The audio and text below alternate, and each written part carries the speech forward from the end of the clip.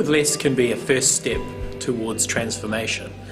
First of all, a transformation of our attitude to the world.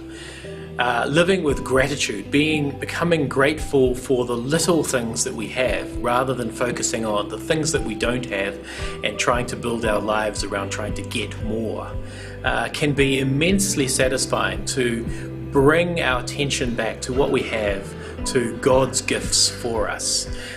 It is very difficult for someone who always feels a lack to fill that lack, because it's not the thing that's missing, it's the attitude, it's the transformation which gets you past needing those things.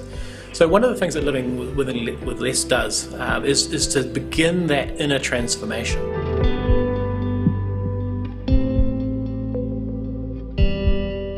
One of the reasons why we find it difficult to turn back to a more simple lifestyle is that we haven't really woken up to our grief for the world. If you look at some of the things that are happening because of our high consumption, climate change, deforestation, many people in the world not being able to feed themselves, those problems are getting bigger and bigger, and to look at them square in the eye is actually painful.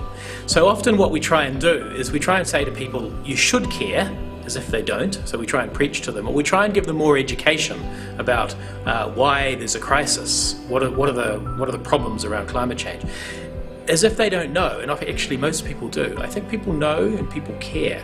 The trouble is they can no longer feel, because when you look at those problems square in the face, it's so painful, so we'd rather turn away. So the problem is apathy. In fact, the word apathy comes from the Greek apathos, which means not to feel.